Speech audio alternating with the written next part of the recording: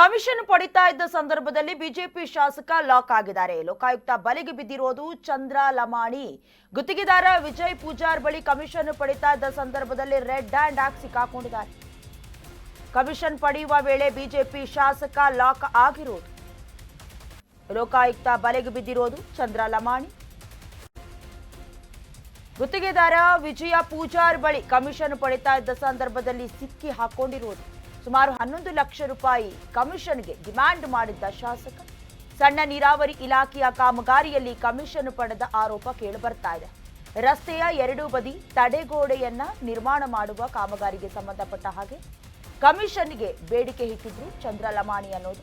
5 ಲಕ್ಷ ರೂಪಾಯಿ ಪಡೆಯುವ ಸಂದರ್ಭದಲ್ಲಿ ಸಿಕ್ಕಿಬಿದ್ದಿದ್ದಾರೆ ಬಿಜೆಪಿ ಶಾಸಕ.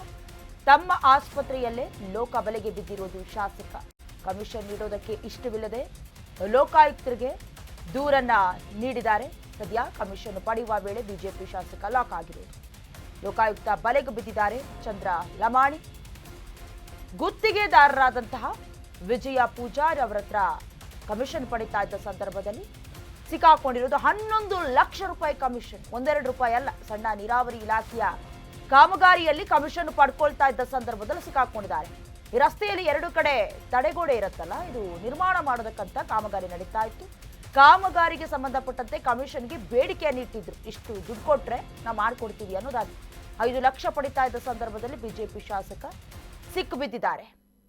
ಇಷ್ಟವಿಲ್ಲದೆ ಇದ್ರು ಲೋಕಾಯುಕ್ತರಿಗೆ ದೂರನ್ನ ಕೊಟ್ಟಿರೋದು. ಲೋಕಾಯುಕ್ತರಿಗೆ ದೂರು ನೀಡಿದ್ದ ಕ್ಲಾಸ್ 1 ಗುತ್ತಿಗೆದಾರ ದೂರು ಸ್ವೀಕರಿಸಿ ಬಲೆ ಬೀಸಿದ್ರು. ಎಸ್ಪಿ ಸಿದ್ದಲಿಂಗಪ್ಪ ಟೀಮ್ ಶಾಸಕ ಚಂದ್ರ ಲಮಾಣಿ ಹಾಗೂ ಪಿಎಗಳಾದ ಮಂಜುನಾಥ್ ಹಾಗೆ ಗುರುನಾಯಕನ್ನ ಲೋಕಾಯುಕ್ತ ಬಂಧಿಸಿದ್ದಾರೆ. ತನಿಖೆ ನಡೀತಾ ಇದೆ. ಬೆಳ್ಳಂಬೆಳಗ್ಗೆ ನಿಜಕ್ಕೂ ಶಾಕ್ ಇದು. ಹೇಳಬೇಕಂದ್ರೆ ನಿನ್ನೆಯೇ ಈ ಎಲ್ಲ ಘಟನೆ ಆಗಿರೋದು. ಸಂಬಂಧಪಟ್ಟಂತೆ ತಲಾಶ್ ಆಗಿದೆ. ಮೂಲಾದಾಯ ಹಾಗೆ ಗಳಿಸಿರುವಂತ ಆದಾಯ ಎಲ್ಲೆಲ್ಲಿ ಸಂಬಂಧಪಟ್ಟಿದ್ದು ಇದ್ರ ಬಗ್ಗೆ ಬಿಜೆಪಿ ಶಾಸಕನಿಗೆ ಲಂಚ ಪಡೆದ ಬಗ್ಗೆ ಲೋಕಾಯುಕ್ತರು ಪ್ರಶ್ನಿಸುತ್ತಿದ್ದಾರೆ. ನಿನ್ನೆ ರಾತ್ರಿಯಿಂದ ಸತತ 11 ಗಂಟೆಗಳ ಕಾಲ ಫುಲ್ ಗ್ರಿಲ್ ಮಾಡ್ತಿದ್ದಾರೆ. ಕಮಿಷನ್ ಪಡೆದ ಸಂಬಂಧ ಪ್ರಶ್ನೆ ಕೇಳ್ತಿದ್ದಾರೆ ಅಧಿಕಾರಿಗಳು. ಇಂದು ಜಡ್ಜ್ ಮುಂದೆ ಹಾಜರುಪಡಿಸಲಿರುವ ಲೋಕ ಪ್ರತಿಯೊಬ್ಬ ಸರ್ಕಾರಿ ನೌಕರರಿಂದ ಹಿಡಿದು ಈಗ ರಾಜಕಾರಣಿಗಳವರೆಗೂ ಕೂಡ ಲೋಕಾಯುಕ್ತರು ದಾಳಿ ನಡೆಸ್ತಾ ಇದ್ದಾರೆ. ಅಧಿಕಾರಿಗಳಿಗೆ ಖಚಿತ ಮಾಹಿತಿಯನ್ನ ಪಡ್ಕೊಂಡು ಒಂದು ಕಡೆ ನಮ್ಮ ರಾಜ್ಯ ಕರಪ್ಷನ್ ಅಲ್ಲಿ ನಂಬರ್ 1 ರಾಜ್ಯ ಆಗ್ತಾ ಇದೆ ಅನ್ನೋದ್ರಲ್ಲಿ 2 ಮಾತಿಲ್ಲ. ಸಂಬಂಧಪಟ್ಟಂತೆ ಈಗಾಗಲೇ ಗುತ್ತಿಗೆದಾರ ವಿಜಯ್ ಪೂಜಾರಿ ಬಳಿ ಸುಮಾರು 11 ಲಕ್ಷ ರೂಪಾಯಿಗೆ ಡಿಮ್ಯಾಂಡ್ ಇಟ್ಟಿದ್ರಂತೆ ರಸ್ತೆಯ ತಡೆಗೋಡೆಯನ್ನ ನಿರ್ಮಾಣ ಮಾಡೋದಕ್ಕೆ ಸಂಬಂಧಪಟ್ಟಂತೆ. ಈ ಸಂದರ್ಭದಲ್ಲಿ 5 ಲಕ್ಷ ರೂಪಾಯಿಯನ್ನ ಪಡಿತಾ ಇದ್ದ ಸಂದರ್ಭದಲ್ಲಿ ಬಿಜೆಪಿ ಶಾಸಕ ಲಾಕ್ ಆಗಿರೋದು ಗೊತ್ತಾಗ್ತಾ ಇದೆ. ಗದಗ ಜಿಲ್ಲೆಯ ಲಕ್ಷ್ಮೇಶ್ವರ ತಾಲೂಕಿನ ಸಂಕದಾಳ ಗ್ರಾಮದಲ್ಲಿ 1 ಕೋಟಿ ರೂಪಾಯಿ ವೆಚ್ಚದಲ್ಲಿ ರಸ್ತೆ ಬದಿಯ ತಡೆಗೋಡೆ ನಿರ್ಮಾಣ ಕಾಮಗಾರಿ ಈಗಾಗಲೇ ಮಂಜೂರಾಗಿದೆ. ಇದಕ್ಕಾಗಿ ಗುತ್ತಿಗೆದಾರರಿಂದ ಶಾಸಕ ಚಂದ್ರ ಲಮಾಣಿ ಸುಮಾರು 11 ಲಕ್ಷ ಕಮಿಷನ್ ನೀಡೋದಕ್ಕೆ ಬೇಡಿಕೆ ಇಟ್ಟಿದ್ರು. ಈ ಪೈಕಿ 5 ಲಕ್ಷ ಹಣ ಪಡಿತಾ ಇದ್ದಾಗ ಸಿಕ್ಕಿಬಿದ್ದಿರೋದು ಗೊತ್ತಾಗಿದೆ. ರಸ್ತೆ ಕಾಮಗಾರಿಗೆ ಸಂಬಂಧಪಟ್ಟಂತೆ 5 ಲಕ್ಷ ಲಂಚ ಸ್ವೀಕರಿಸ್ತಾ ಇದ್ದ ಸಂದರ್ಭದಲ್ಲಿ ಶಿರಹಟ್ಟಿ ಬಿಜೆಪಿ ಶಾಸಕ ಡಾಕ್ಟರ್ ಚಂದ್ರ ಲಮಾಣಿ ಲೋಕಾಯುಕ್ತ ಅಧಿಕಾರಿಗಳಿಗೆ ರೆಡ್ ಹ್ಯಾಂಡ್ ಆಗಿ ಸಿಕ್ಕಿಬಿದ್ದಿರೋದು. ಗದಗ ಜಿಲ್ಲೆಯ ಲಕ್ಷ್ಮೇಶ್ವರ ಪಟ್ಟಣದಲ್ಲಿ ಶಾಸಕರ ಒಡೆತನದ ಬಾಲಾಜಿ ಆಸ್ಪತ್ರೆಯಲ್ಲಿ ಎಲ್ಲ ಘಟನೆ ಆಗಿರೋದು. ಸಂಬಂಧಪಟ್ಟಂತೆ ಭಾರಿ ಐಡ್ರಾಮಾ ಕ್ರಿಯೇಟ್ ಆಗಿದೆ. ಅಂದರೆ ಕೆಲ ಕಾರ್ಯಕರ್ತರು ಬೆಂಬಲಿಗರು ಬಂದು ಗಲಾಟೆ ಮಾಡುವಂತಹ ಅಥವಾ ಪರಿಸ್ಥಿತಿಯನ್ನ ಬೇರೆ ರೀತಿಗೆ ತೆಗೆದುಕೊಂಡು ಹೋಗುವಂಥ ಪ್ರಯತ್ನ ಅಲ್ಲಾಯಿತು. ಗುತ್ತಿಗೆದಾರ ವಿಜಯ್ ಪೂಜಾರ ಎಂಬುವವರಿಂದ 5 ಲಕ್ಷ ಹಣವನ್ನ ಪಡಿತಾ ಇದ್ದ ಸಂದರ್ಭದಲ್ಲಿ ಧಾರವಾಡ ಲೋಕಾಯುಕ್ತ ಎಸ್ಪಿ ಸಿದ್ದಲಿಂಗಪ್ಪ ಅವರ ನೇತೃತ್ವದಲ್ಲಿ ದಾಳಿ ನಡೆದಿರೋದು.